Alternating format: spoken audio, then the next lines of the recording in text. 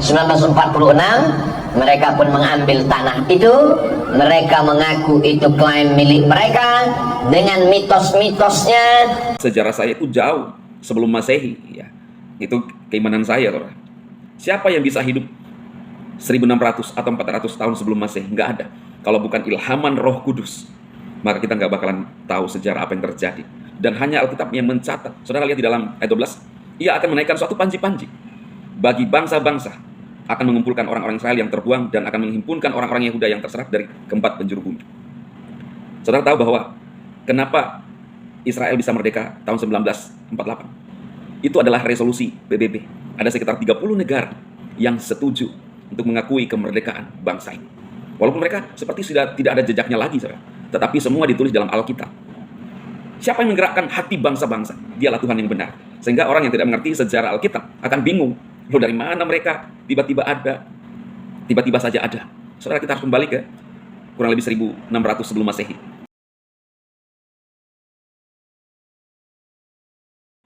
Shalom saudara terkasih dalam Tuhan Yesus Kristus. Salam jumpa bagi saudara seiman sekalian. Saya berdoa roh, jiwa, dan tubuh setiap saudaraku yang menyaksikan tayangan ini, khusus saudara seiman atau siapapun, dalam perlindungan Tuhan yang benar, yaitu Yesus Kristus, khususnya saudara seiman. Saudaraku, saya melihat pernyataan UAS yang mengatakan bahwa Yahudi ini sekitar tahun 1946 tiba-tiba datang lalu mengklaim diri merdeka, saudara. Dan itu juga yang saya lihat beberapa statement di luaran sana, saudaraku. Kenapa bisa terjadi seperti itu? Maka saya selalu mengacu kepada sumber atau sejarah Alkitab sesuai dengan iman kita, saudara, karena semua sudah dituliskan di dalam Alkitab.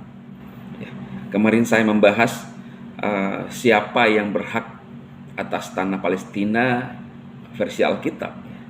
Saya sudah menjelaskan kemarin, saudara, bagaimana Elohim memanggil Abraham untuk pergi ke tanah Kanaan.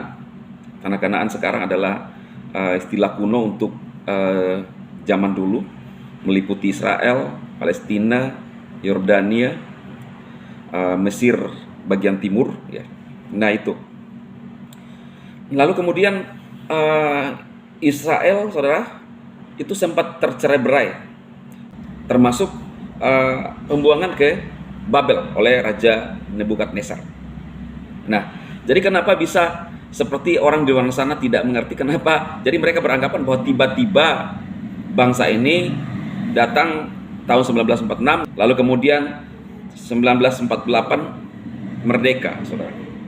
Nah, saya bilang bahwa itu sudah dituliskan dalam Alkitab. Dasarnya di dalam Yesaya 11 ayat 11 sampai 6, saudara. Saudara perhatikan. Judulnya kalau terjemahan baru adalah sisa-sisa Israel akan kembali. Ayat 11, pada waktu itu Tuhan akan mengangkat pula tangannya untuk menebus sisa-sisa umatnya yang tinggal di Asyur dan di Mesir, di Patros, di Ethiopia, dan di Elam, di Sinear, di Hamat, dan di pulau-pulau, di laut. Ia akan menaikkan suatu panji-panji bagi bangsa-bangsa, akan mengumpulkan orang-orang Israel yang terbuang dan akan menghimpunkan orang-orang Yehuda yang terserak dari keempat penjuru bumi. Kecemburuan Efraim akan berlalu dan yang menyesakkan Yehuda akan lenyap. Efraim tidak akan cemburu lagi kepada Yehuda dan Yehuda tidak akan menyesakkan Efraim lagi. Tetapi mereka akan terbang ke barat, ke atas lereng gunung Filistin. Bersama-sama mereka akan menjarah Bani Timur. Mereka akan merampas Edom dan Moab, dan orang Amon akan patuh kepada mereka. Tuhan akan mengeringkan Teluk Mesir dengan nafasnya, yang menghanguskan serta mengacungkan tangannya terhadap sungai Efrat, dan memukulnya pecah menjadi 7 batang air, sehingga orang dapat melaluinya dengan berkasut. Maka akan ada jalan raya bagi sisa-sisa umatnya yang tertinggal di Asyur, seperti yang telah ada untuk Israel dahulu pada waktu mereka keluar dari tanah Mesir. Jadi sangat jelas, saudara. Ini adalah semua skenario Tuhan. Saudara lihat. Saudara lihat di dalam ayat 12. Ia akan menaikkan suatu panji-panji bagi bangsa-bangsa, akan mengumpulkan orang-orang Israel yang terbuang dan akan menghimpunkan orang-orang Yehuda yang terserak dari keempat penjuru bumi.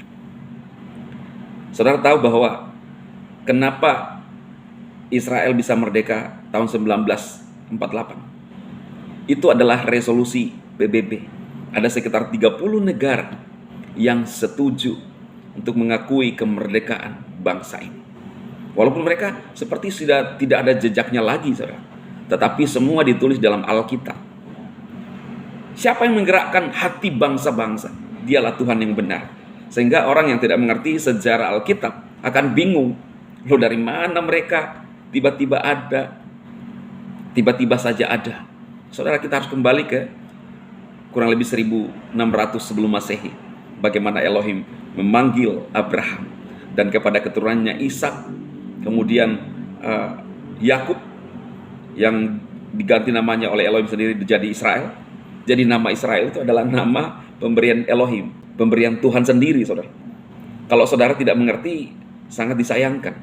Dan kalau saudara, kata Alkitab, terus mengutoik ya bangsa ini, yaitu kata Alkitab akan terkutoik juga, saudara. Jadi tidak ada cara lain selain memberkati bangsa ini, karena bangsa yang dipilih oleh Tuhan sendiri dan nama Israel berasal dari Tuhan sendiri.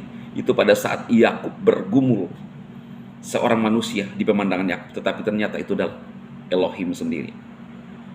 Sejak itulah nama Yakub berubah menjadi Israel.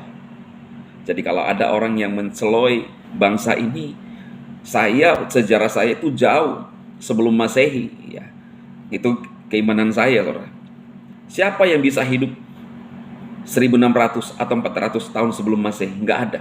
Kalau bukan ilhaman Roh Kudus, maka kita nggak bakalan tahu sejarah apa yang terjadi.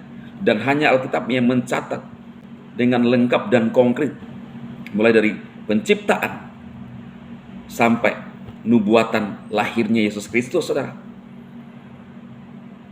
yang kita imani sebagai orang yang percaya saat ini. Ya, jadi itu dasarnya kenapa bisa merdeka. Memang ada di dalam Alkitab, dikumpulkan dari 4 penjuru bumi, sisa-sisa itu. Ada dasarnya. Saya selalu menggunakan dasar Alkitab, bukan retorika, sehingga saudara yakin dan percaya. Kalau saudara bisa menunjukkan, silakan juga, ya, menjadi perbandingan bagi kita semua, agar kita lebih paham. Orang bisa memilih yang mana yang benar, kemudian yang mendekati mana, gitu, saudara, ya. Jadi jelas. Termasuk saya menjelaskan bagaimana Abraham membeli tanah di Hebron untuk nantinya akan jadi tempat peristirahatannya yang terakhir, yaitu kubur, saudara. Semua jelas, termasuk anak-anaknya, saudara. Ismail, Ishak, kemudian anak-anaknya yang lain dari Keturah setelah Sarai tiada lagi, saudara. Jadi jelas.